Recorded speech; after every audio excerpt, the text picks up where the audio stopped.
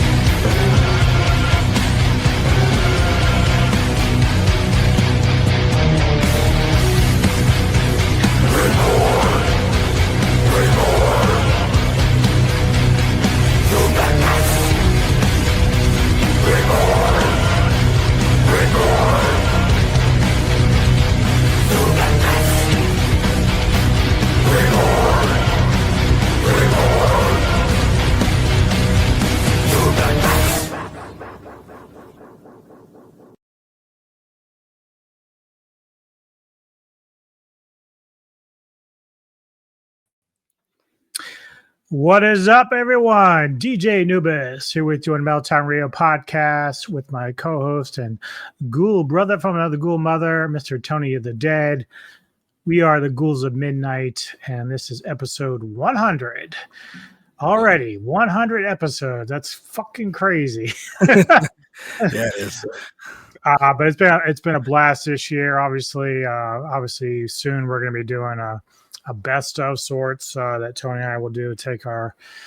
We made a pact earlier this year. We said, you know what, we'll watch movies and we'll find 10 films that we had never seen before, and we're going to rank them, and then we're going to give our list at the end of the year. So We're going to go ahead and do that probably within a couple of days. Hopefully, if that still pans out, we'll see how it goes. But that's the plan, kind of celebrate 100 episodes, and that's going to be a lot of fun. But here, as you don't know, if you've ever seen our show before, we alternate picks every week, one on my channel, one on his.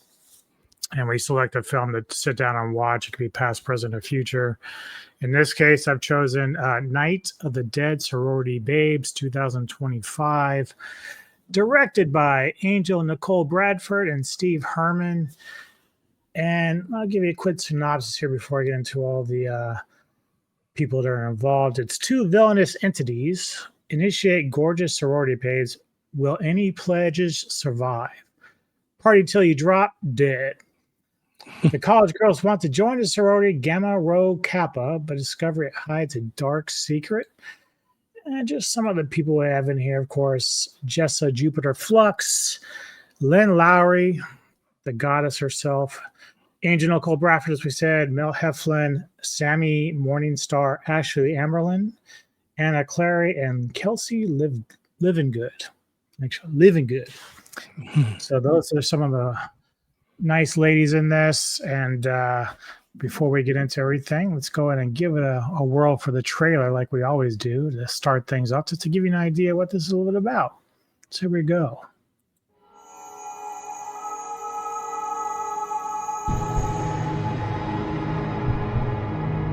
You have been handpicked to rush Gamma Rho Kappa, the most prestigious sorority around. During the weekend, you will be called for your ritual of initiation. Now, you may be called at any time, and failing this ritual will result in termination. Nice sleeping arrangements, huh? No doubt it was planned this way. Why? Duh, to get us to sleep together. Pretending to be something you're not is not healthy. Don't you do the same thing? Come on, you're up for the first test. Well, you are safe here, dear.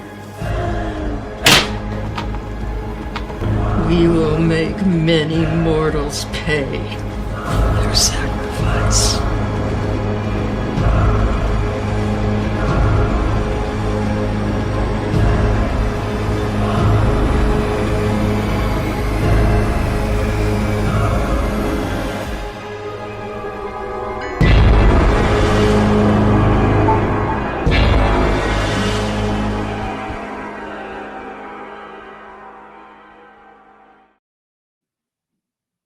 There you go.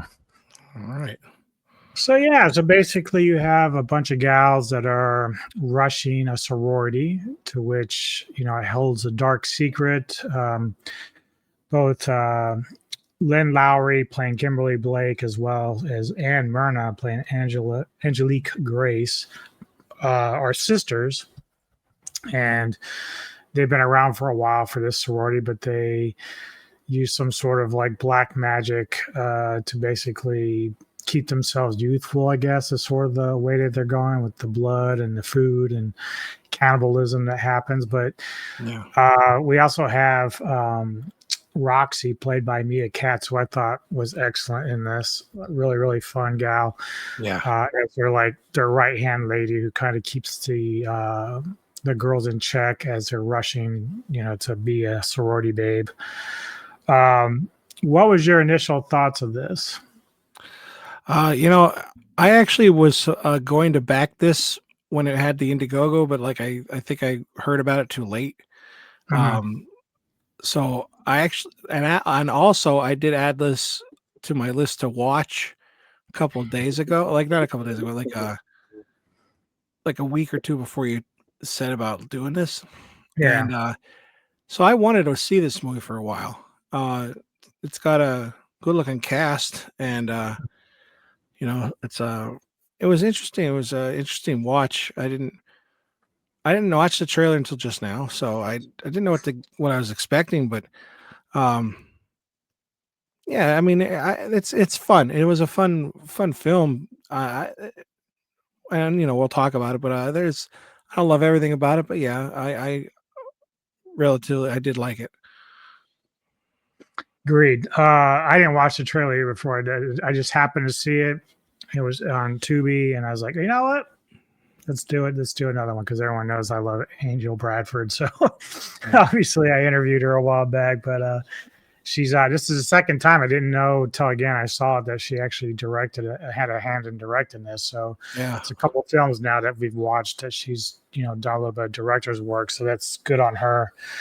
One thing I can say about this film that was nice surprise was, as you're going along with it, it seems like it's going to kind of do the old cliche and just run by the numbers. yeah. But as you get through the movie, like it actually throws surprises at you, which I really enjoyed. Like I did not expect all these like twists and turns with the characters and stuff. So especially with Angel's character going out real fast, I was like, "Whoa!" I was like, "She's first? What the hell?" yeah. But that's how it keeps you on your toes a little bit. Yeah. But yeah, so basically, these girls, they go through these like little rituals of, at one point they're supposed to drink this bottle of liquor or something, and then I forget what the deal was, but if they didn't get it all drank, they would get spanked with the paddle. Yeah, and they had to clean if there was one drop left in their body. It was grain alcohol. Yeah. So. But yeah, so each girl kind of has her own identity. Jessa's the artist, and Ashleigh's this girl that's supposedly studying to be a psychologist. You got Angel, who's just kind of like this shy girl. At least they're the characters and all that. And so then you also have the girl, cook. She wants to be a cook, but she's like so shy. She's like, "What? Speak up." And then you got like Bambi, who's just like this very confident, assholeish girl who thinks she's better than everyone else, et cetera, et cetera. So they all have like their own like a little bit of identities in there. But again, I thought that Roxy as a character was very fun, and she really dove into that role. Yeah, had a lot of fun with it, and even that her character has like this weird divergence towards the end of the film. So what did you think about Lynn and the other woman that did the older sorority sisters?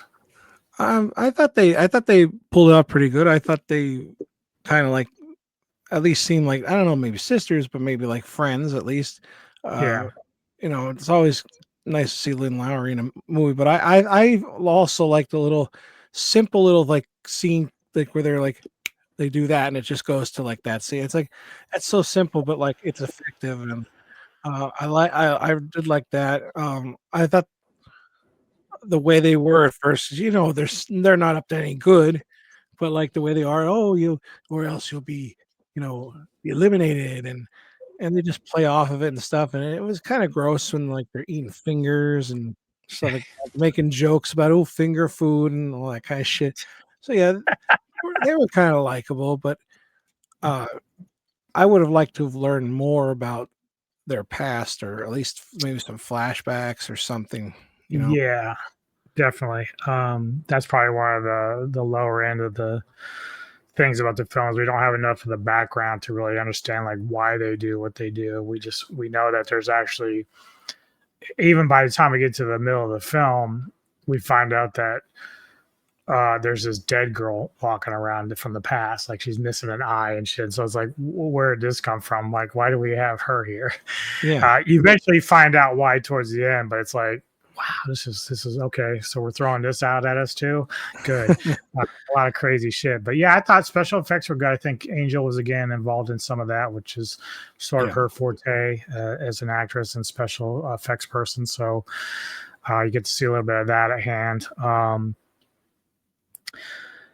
Yeah, I mean, you get a bit of girl on girl action, which is kind of nice too. We never get tired of that. No, TNA is always a good thing for us guys, so we enjoy all that. Lots of it. I mean, they're supposed to walk around in their shirt, and then they have like the sexy outfits on, and like what are those called? Where it snaps, like whatever they wear on their corsets. and stuff like that. Like, I don't know that shit, but yeah, it looked we good. don't care. Just take it off. Yeah, it's fine. But what No, the that first was thing you have to funny do is though. take off your shirts and strip down to your. I was like, it's like okay. Yeah, I like liked this how already. like there she was like, you're gonna be walking around basically in your panties and you see shirts the entire time. But if you're caught sleeping in your shirt, then you get punished. Yeah. And in the hot tub. You can't have it in a hot tub. Yes. Oh man. But I mean, the plot's really straightforward for the most part. I mean, obviously, the girls, each one starts to kind of disappear, and then they have those weird moments again where Lowery's character and the other one, they basically can stop time, but you can't. Like you're awake for it, but yet you can't move. So it's like you're paralyzed. So whatever they're hurting or killing a girl off, it's like these girls see it coming. Sometimes they can even talk. For whatever reason, though, Angel's character couldn't scream, but then like Lucy could. Yeah. When she was talking shit, like Lucy was like the more stubborn girl that would like talk back and not really fall in line and stuff like that. But yeah, when I wondered that too. Like, why is she talking? Because it wasn't that long after Angel's part that happened. And it's like, I don't know. Maybe they shot that before, and they're like, "Yeah, you just don't talk." And, like, now I'm trying to think again too, because Angel's moments with that was in like a dark blue hue, but then for Lucy, I think it was still in color. I don't think she was in the blue hue for that one. So maybe it was the scene. Maybe it was real life. I don't know. Yeah. That was definitely a weird moment because like I just now that I'm thinking about it, like I don't remember Lucy being in the blue hue part of it. Yeah, because like you said, when they snap their fingers, it kind of goes like this dream-like state, like a whole other plane of existence. Yeah, and so that was kind of weird. But now I will say for people watching this, I'm going to give away some spoilers just because even though it's a 2025, if you want to come back later, you can. That's no problem for me. But again, I want to talk about some of the twists and turns that happen because it's kind of a cool thing about the film itself, which I wasn't expecting. Mm-hmm. So as we get towards the end of the film, obviously, we find out that Roxy, that dead girl that's been walking around, is actually Roxy's sister that was killed by these two long-term sorority sisters. So it's kind of like the sorority sisters go and they find a girl that's going to be their right-hand man. They're going to be the one to draw in the girls and basically make them sacrifices in some way. Mm-hmm. So, and which, of course, at this point, like, I didn't really know, were they planning on keeping, I guess they were going to keep Roxy and then maybe get another girl, but it's hard to say because by the time we get to the end, things have changed. Like, we find out Roxy's double crossing the older sisters and she's trying to get her sister that's dead to come back through another body, which again, we get Angel back towards the end. Yeah. She's still alive. And she's like, I guess she's going to be the vessel for her sister to kind of come back to life, which is a cool twist. The one that got me that I didn't expect to happen was between, I think it's Sammy. You're talking about Bambi and Megan? Yes. Yeah. So basically, they grew close, had a moment, and they're the last ones alive, basically, where Roxy and Blair are chasing them to kill them. And then they said, well, if you want to join us, you have to kill her, like kill Bambi. And so, like, when you finally get that scene, Bambi is the one with the red hair. Oh, what? Yeah. That says, okay, well, either IMDb has it wrong, maybe. Because no, yeah. Remember, she said the ones with a literal stripper name, and she she was at the end. But so Bambi, she's the one with the glasses, right? Yeah. Okay, well, who's my other girl? Who's the one that plays the other one? Megan. And is Clary. that Anna? Okay. Yeah. All right. Sorry. She was the bitch. Like, she was the attitude. Yeah. Gotcha. Okay. So Bambi and Megan are left, and the choices for like Bambi to kill Megan in order to join Roxy and Blair as like the new sorority sisters because they've already taken care of the other two older ones. Mhm. And this is where I didn't really expect this to happen because like when they finally get into the bathroom, sure enough, you know, Bambi's like got whatever stabbed into Megan's head. Yeah. And so I thought at first like this was like, oh, it's just fucking around her trying to make it look like she's dead. Turns out she really did kill her. I was like, Yeah, holy shit. yeah. Yeah, I thought Because that they were all just sweet a talking. handle. Yeah. They were all sweet talking, like, I won't hurt you, baby. And then they come in there, it's like, but yeah, so that makes Bambi the newest part of the club. And I'm trying to remember because Bambi, doesn't she end up killing Roxy and Blair? I can't remember now all of a sudden. No, she and the Rocks. Oh, they're the older ones. Yeah, they're the now older ones now. Yep. They're in head, their head, and she's the new, basically the new Roxy. Yeah. Yeah. But like you said, though, like what happens if they do bring another girl? Is there ever a full sorority?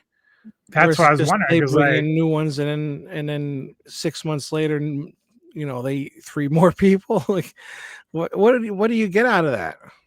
Yeah, I mean that's the thing, right? So they bring these girls in, and then like they keep telling you that they're only gonna settle for one. That's why they're all competing.